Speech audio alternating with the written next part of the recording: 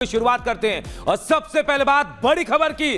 बड़ी खबर Pushpa fame actor Allu Arjun से जुड़ी हुई। जी हां, अल्लू अर्जुन से जुड़ी एक बड़ी खबर आपको बता रहे हैं। हैदराबाद पुलिस के सूत्रों से जानकारी मिली है कि अल्लू अर्जुन को हैदराबाद पुलिस ने नोटिस भेजा है और आज 11 बजे, जी हां आज 11 बजे चिक्कड़पल्ली थाने में बुलाया गया है। संध्या थिएटर भगदड़ मामले में अल्लू अर्जुन को पूछताछ के लिए बुलाया गया क्योंकि इस भगदड़ में एक महिला की मौत हुई थी। अल्लू अर्जुन को एक दिन के लिए जेल भी जाना पड़ा था, उसके बाद उन्हें जमानत भी मिली थी, लेकिन लगता है कि मुश्किलें कम नहीं हुई है। आज एक बार फिर हैदराबाद पुलिस ने अल्लू अर्जुन को नोटिस दिया है। आज 11 बजे, सुबह के 11 बजे चिक्कड़पल्ली थाने बुलाया गया है, वहां उनसे पूछताछ की जानी है। तो अल्लू अर्जुन की मुश्किलें हैं वो लगातार बढ़ती जा रही हैं। आपको बता रहे हैं आज एक बार फिर हैदराबाद पुलिस ने उनको नोटिस भेजा है और चिक्कड़पल्ली थाने बुलाया पूछताछ के लिए।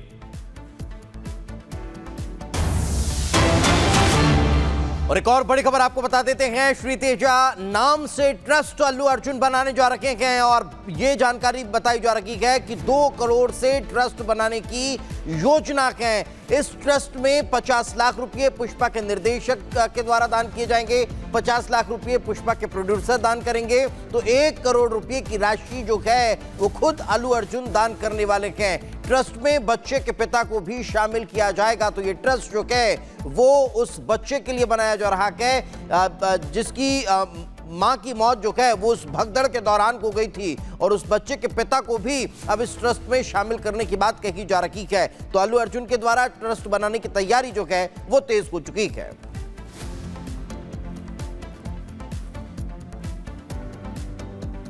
और चलिए अब बात करते हैं संभल की। संभल की जामा मस्जिद में हरि को ढूंढा जा रहा था, तो हरि को ढूंढते ढूंढते वहां इतने सबूत हिंदू धर्म के मिल चुके हैं कि हिंदू पक्ष का दावा अब और मजबूत हो चुका है। अभी 2 दिन पहले का ही अगर जिक्र कर लिया जाए तो चंदौसी में एक बावड़ी मिली, लेकिन अब जामा मस्जिद के 3 किलोमीटर के नजदीक ही एक और बावड़ी मिलने के सबूत सामने आए हैं और बताया यह जा रहा है कि ये पृथ्वीराज चौहान के समय की बावड़ी है। उन्हीं से जुड़ी हुई ये बावड़ी बताई जा रही है। एक रिपोर्ट आपको दिखाते हैं।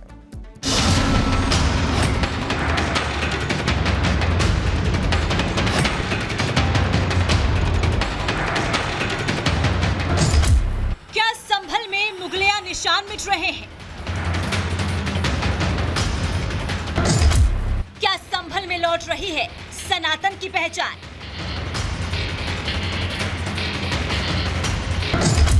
क्या संभल अयोध्या काशी की तरह बनेगा सनातन का तीर्थ?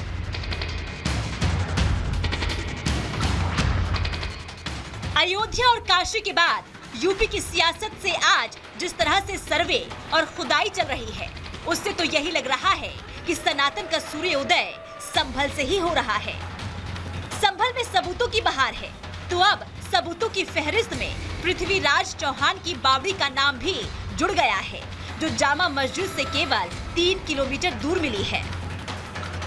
साल का ये पेड़ है, इस पेड़ के नीचे ये बावड़ी है और इस बावड़ी में जाने का रास्ता आप देखेंगे तो ये रास्ता है। देखिए ये मोटी मोटी दीवारें और इन दीवारों के नीच में ये छोटी सी एक जगह बनी हुई है और जब हम इसके अंदर जाते हैं तो बावड़ी है और बताया जाता है कि पृथ्वीराज चौहान जो कि संभल के राजा थे, उनकी राजधानी संभल थी और जब वो यहाँ पर थे तो उनकी सेना इसी तरीके से बावड़ी में रुका करती थी और चंदौसी में जो बावड़ी मिली वहां पर भी सेना के रुकने की जगह थी।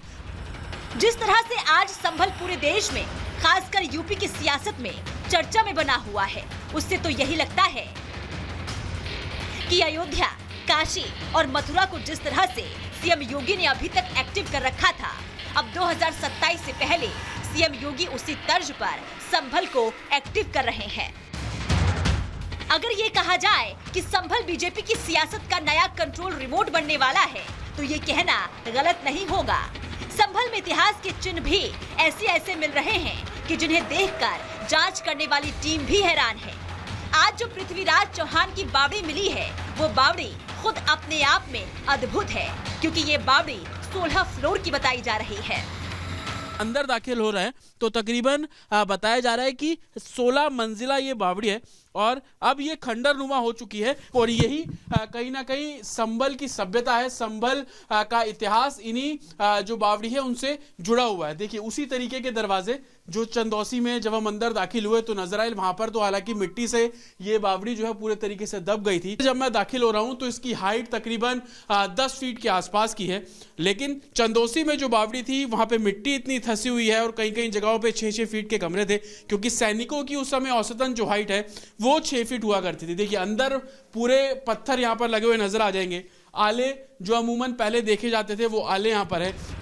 संभल की धरती में इतिहास के कितने राज दफन हैं, ये तो कोई नहीं जानता, लेकिन सियासत के जानकार इतना जरूर जान गए हैं कि 2027 में यूपी में होने वाला चुनाव संभल की तीर्थ भूमि को सेंटर में रखकर ही लड़ा जाएगा। Bureau report, Republic Bharat. तो देखिए, संभल में सनातन के जो सबूत मिल रहे हैं वो लोगों को जागरूक कर रहे हैं, और ऐसी जागरूकता कानपुर में भी नजर आ रही है, जहां की मेयर जो है अपने आसपास खंडर हुए मंदिरों को तलाश रही हैं, और कहा यह जा रहा है कि एक दो नहीं, लगभग 125 गुमशुदा मंदिर यहां मौजूद हैं। इससे जुड़ी एक रिपोर्ट आप सबको दिखाते हैं।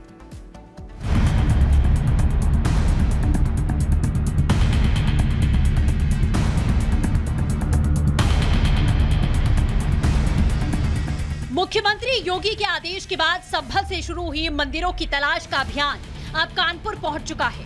योगी के इस मिशन को पूरा करने की जिम्मेदारी कानपुर की मेयर प्रमिला पांडे ने अपने कंधों पर उठा ली है। यहां 125 गुमशुदा मंदिरों के होने का दावा किया जा रहा है, जिसकी तलाश में निगम के अधिकारियों के साथ खुद मेयर प्रमिला पांडे जुट गई हैं। सब मूर्तियां खंडित है, मेरे पास फोटो है, सबूत है। इन गलियों में कभी सनातनी मंत्रों की गूंज सुनाई देती थी, लेकिन अतिक्रमणकारियों के प्रकोप के चलते मंदिर खंडहरों में तब्दील हो चुके हैं। किसी मंदिर में कूड़े का अंबार लगा है तो किसी मंदिर पर शटर लगाकर कब्जा कर दिया गया। ऐसे प्रशासन ने अवैध कब्जा करने वालों को 2 टूक कह दिया है, अतिक्रमण खाली कर लो वरना बड़ा एक्शन हो जाएगा। मठ मंदिर समिति के लोग कुछ आए थे, जिन्होंने क्या कहते हैं पेंचबाग मोहल्ले में 3 मंदिर IGRS एप्लीकेशन में डाली थी, तो उसको लोकल पीपल के सहयोग से और मेरे SHO ने सबने सहयोग करके उसको अतिक्रमण मुक्त कराया है। जर्जर मंदिरों को देखकर अंदाजा लगाया जा सकता है कि हिंदुओं की आस्था से किस कदर खिलवाड़ किया गया।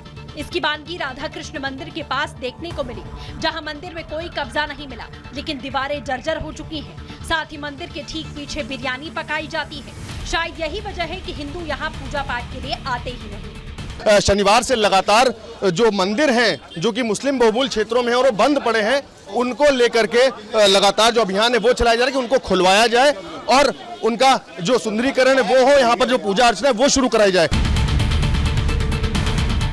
प्रशासन के अधिकारी जहां मंदिरों को अतिक्रमण मुक्त कराने के लिए एक्शन में हैं, दूसरी तरफ हिंदू संगठन से जुड़े लोगों ने मोर्चा संभाल लिया है। कानपुर के हीरा मंता पूर्वा पेंचबाग इलाके में प्रशासन की मदद से 2 हनुमान मंदिरों को कब्जा मुक्त किया गया।